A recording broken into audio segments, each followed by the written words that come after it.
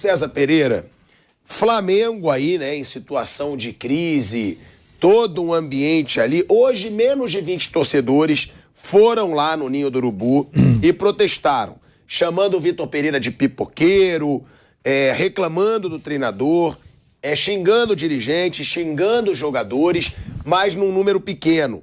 Agora, sobre aquele debate que a gente trouxe ontem aqui também, para você falar sobre os dois assuntos, que teve aquela notícia do Venê dizendo que estava treinando, não estava treinando, que o grupo estaria achando o Vitor Pereira frio com os jogadores. Notícia? Isso pra mim não é notícia. Não, sim, tá bom. Aquele debate que a gente teve ontem aqui. Isso é especulação. Sobre essa situação que você trouxe, mas exatamente por isso que fontes de dentro do Flamengo confirmam que jogadores não estão fazendo o corpo mole e que todos têm se dedicado muito nos treinamentos. De acordo com os softwares, os números de análise de desempenho, eles estão acima da normalidade. A visão das pessoas de dentro do Flamengo é que os jogadores estão correndo errado. Por isso se cansam mais e caem de rendimento. E a declaração do Vitor Pereira de que o Pedro não estava bem na coletiva de imprensa não teria caído bem entre membros do departamento médico do Flamengo. E aí, um dos membros diz, eu quero saber até de acordo com quem, né, que é essa declaração do membro. De acordo com o Venê também, Venê Casagrande. Pedro treinou no campo segunda-feira e com o elenco na terça-feira. A comissão levou o jogador para o banco para o jogo contra o Fluminense e aí ele não tem condição de jogo? É claro que o Pedro tinha condição de jogo. Parte da diretoria achou um absurdo o Mateusão ter entrado no lugar do Gabigol no segundo tempo. Pedro treinou nessa sexta-feira com os não relacionados para o Fla-Flu. Primeiro eu quero saber se você confia nessas notícias todas.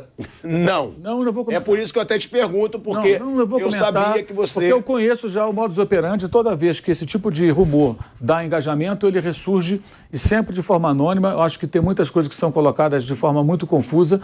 O que eu entendi da coletiva foi ele falar que o Pedro não tinha condição para aquilo ali que ele precisava, um centroavante rápido, capaz de fazer pressão no campo do adversário, que deixasse tudo em campo. E outra coisa, o Pedro volta de uma lesão, de uma inatividade, ele vai pensar no Pedro para o jogo contra o Vasco sábado, domingo, segunda-feira, aliás, né? É segunda, 9h10 da noite. Ou o jogo com o Fluminense ali, precipitando, podendo ter mais alguns dias para preparar o jogador.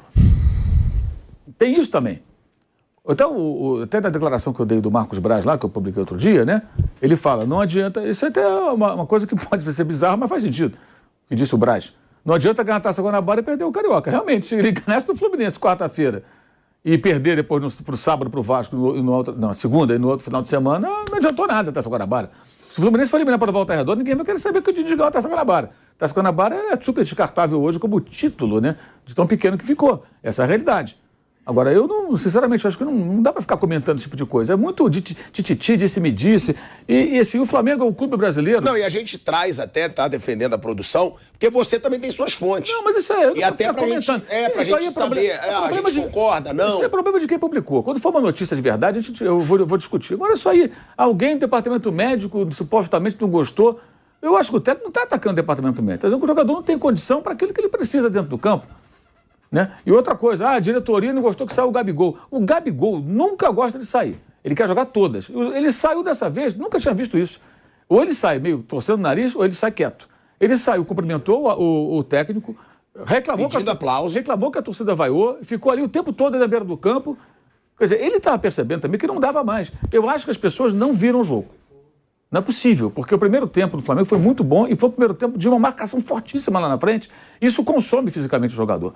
E essa coisa, tá correndo errado, tá correndo certo. O que é correr errado? Como assim correndo errado? Então, os caras que falam que tá correndo errado vão dizer qual é a estratégia correta. Na verdade, o jogador tem que estar pronto. Será que eles acham que o time do Guardiola corre errado?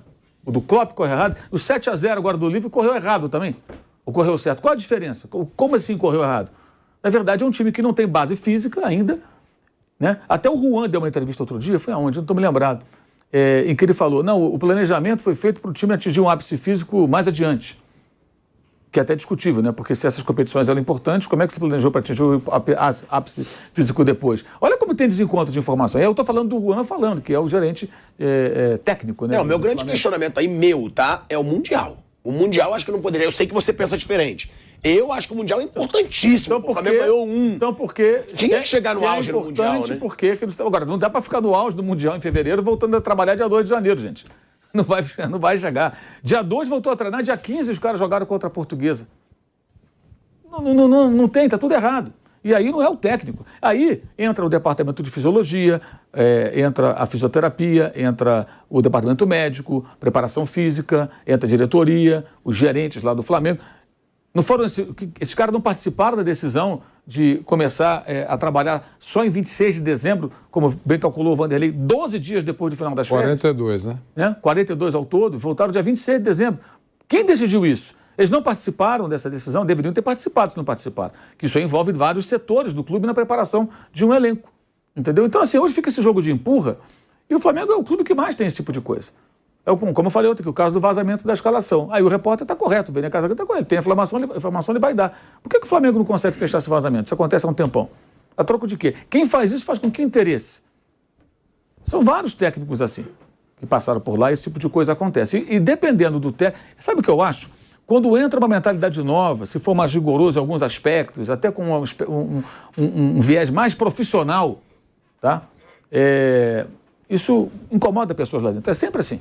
E aí começa a vazar coisa, rumor disso, rumor daquilo. Ontem, quarta, né? Eu soube que tinha gente lá no Maracanã espalhando para jornalistas que o Vitor Pereira estaria querendo fazer acordo para sair. Por que alguém faz isso? A troco do quê? Qual o intuito? Qual o fundo de verdade nisso? Alguém passa para essa pessoa que tenta passar para outra, tenta plantar isso. Negócio é um ninho de cobras, cara, o tempo todo, entendeu? É porque no Flamengo, como todo outro clube, tem muita oposição, né? E às vezes a oposição, até dentro da diretoria, tem quem não goste de quem está tomando conta do futebol. A gente já falou isso várias vezes, o BAP. Não, o BAP não se dá bem com o Marcos Braz. O Marcos Braz, eles são oponentes claros. Então, assim, e declarados. Exato, e tem mais gente ali no meio dessa coisa toda. O que eu posso dizer, o que eu apurei ontem foi, o Santos foi barrado por opção mesmo do técnica, não foi, poupar, não, foi opção técnica do Vitor Pereira, e aí não foi o Vitor Pereira que falou, mas o que as pessoas próximas entendem é que o Vitor Pereira pode ter perdido um pouco da, digamos assim, não digo da confiança, mas da fase do goleiro, talvez da confiança na fase, por conta do gol que ele tomou do Vasco, que era uma bola defensável, o gol lá do Palmeiras, que ele não foi na bola. Essa história dos pênaltis eu acho que não, mas enfim, tem gente que acha isso, eu acho que não. Teve uma cabeçada do Pedro Raul no jogo contra o Vasco, que ele cabeceou quase na linha da grande área, ela foi em câmera lenta e ia passar, bateu no travessão. Pô. Então ele acha que a fase... Então deu uma chance pro menino, que jogou bem contra o Botafogo. Eu acho até que foi bom de jogar, porque só tem esses dois goleiros, né? Aí se machuca o titular, você tem um garoto de 21 anos que não tem nenhuma rodagem. Então foi bom colocar para jogar. Jogou um Fla-Flu, perdeu, mas jogou, sentiu a pressão do clássico, tudo, vai ficando um pouco mais habituado. E que ele, internamente, teria admitido que algumas mudanças que ele fez não surtiram o efeito, especialmente no meio campo, o efeito desejado. Ele fez alterações que ele tinha um intuito e que não deram certo. E que ele tinha que fazer de fato ali, quem viu o jogo percebeu, porque o Flamengo começou a perder força. A linha de meio do campo não marcava mais, os atacantes não marcavam a saída de bola, porque o primeiro tempo foi muito intenso. Agora, o primeiro tempo foi muito bom. Um primeiro tempo que o Fluminense não jogou. Você não vê o time do Diniz ficar em maus lençóis como ficou. Ele não conseguia sair jogando, trocar passe. Isso foi o primeiro tempo inteiro, praticamente. O David Braz, às vezes, o Flamengo recuava, deixava o Braz trazer a bola, não o Marcos Braz, o David Braz, trazer a bola justamente porque é o zagueiro com menos técnico, de não ter um passo mais longo e tal, para que ele ficasse com a bola. E os outros todos marcados. Ô Mauro, mas aí uma pergunta, tá? Pro resto do ano. Então, que ele prepare o Flamengo fisicamente para jogar assim, né? Porque não adianta jogar sempre meio o primeiro tempo. Mas aí depende da preparação física e depende do tempo. Se o Flamengo resolveu começar o trabalho, o Vasco começou dia 12. O Flamengo começou no dia 26. Os dois vão se enfrentar agora. É claro que o Vasco está numa condição melhor. O Flamengo jogou até mais tarde, mas poderia ter voltado 12 dias antes, como eu disse. Gente, 12 dias. Pensa bem, 12 dias de trabalho, se você somar... O primeiro jogo foi no dia 15 de janeiro. Mais 12 dias daria 27 de início de trabalho até a estreia no Campeonato Carioca. Quase um mês. Já faria uma diferença. É evidente isso aí. Então o time não tem preparação. Não foi o Vitor Pereira, ele nem estava no clube quando isso foi definido. Ele estava negociando a situação dele. Mas ele não podia assumir, mas a preparação física poderia ter começado a trabalhar antes. Ele entraria em janeiro, mas com o time já fazendo um trabalho. E todas aquelas coisas de pré-temporada, exame médico, aquela coisa, tudo tem que fazer bateria de exame, tudo isso ficou adiado. Então, assim, perto do Natal, eles fizeram essa parte de exames. Começaram a trabalhar só em janeiro, pô.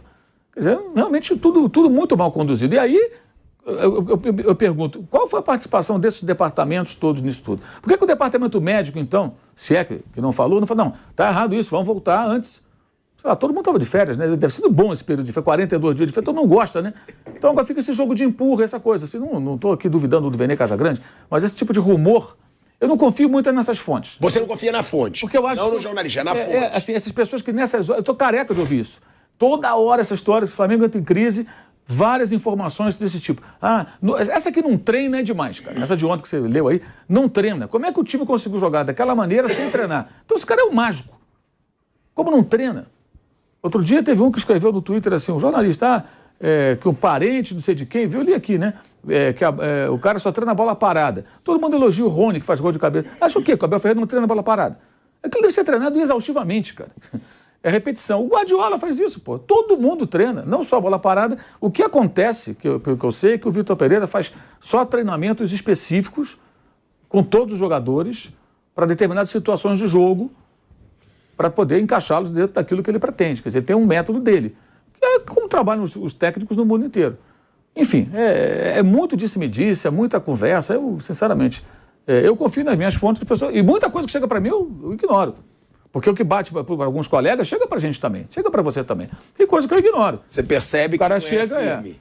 Não, tá, beleza, tudo bem, valeu. O cara te manda mensagem, te liga, tem isso, legal. Você sabe, às vezes, que tem alguma coisa por trás, às vezes a gente sabe o que está por trás.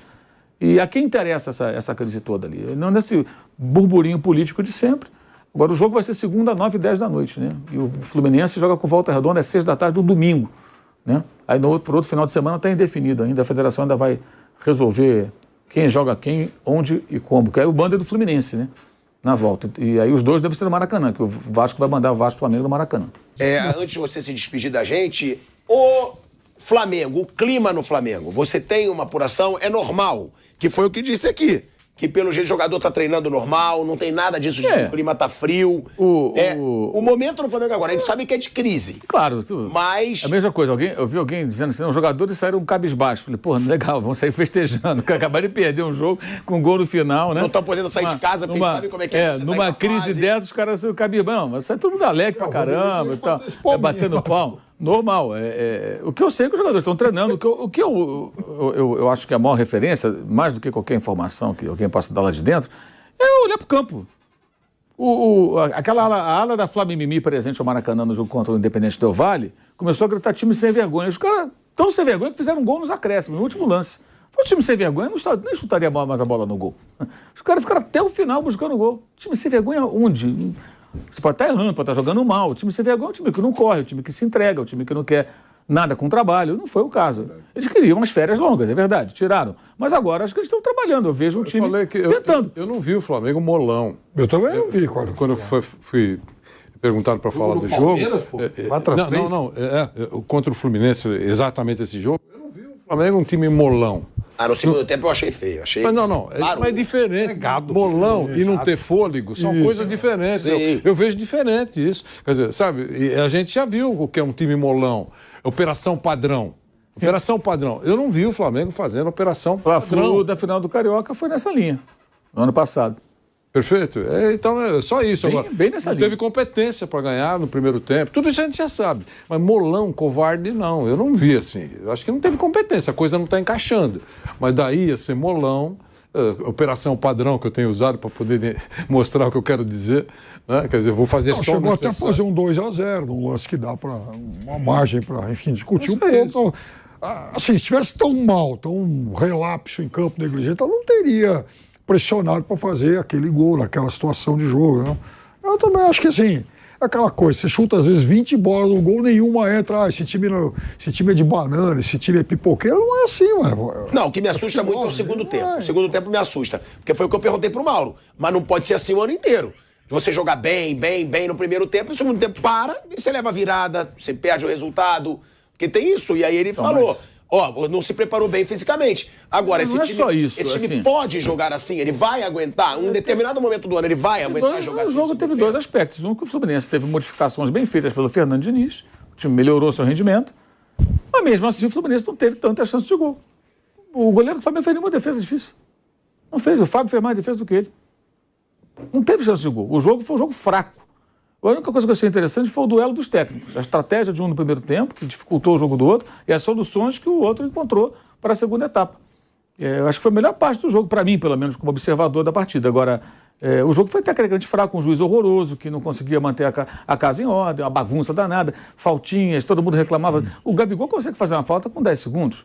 Quer dizer, ainda fica pendurado, ele que teria que fazer um trabalho forte ali em cima da defesa adversária para marcar a saída de bola. Então, o Fluminense melhorou no segundo tempo, mas não teve uma série de chances. E o gol foi um gol muito fortuito, né? Chute errado do Cano. O segundo, né? O primeiro segundo gol. O primeiro foi um gol bem trabalhado. Mas o segundo foi um gol muito foi no abafa. E aconteceu ali o gol, não foi? Então, assim, eu acho que pelo conjunto da obra, muitos detalhes da partida são descartados e se coloca tudo num pacote assim, nada presta. Esse é um problema sério do futebol brasileiro. Eu acho que tem muita análise rasa. Muito rasa, assim. O jogo não existe, é só o resultado e tudo. Aí gente gritando, fora isso, fora aquilo. Não dá, isso é da arquibancada. Isso eu acho que não é compatível. Falo isso, papo de boteca, os caras ficam bravos. Que sou eu. Então, botequeiro. Mas tem o lado botequeiro. Você é um botequeiro. Tático. Botequeiro. Você é um botequeiro, esse é o negócio. Fica agitando. Esses moleques jogando na tua orelha aí, os negócios pra agitar.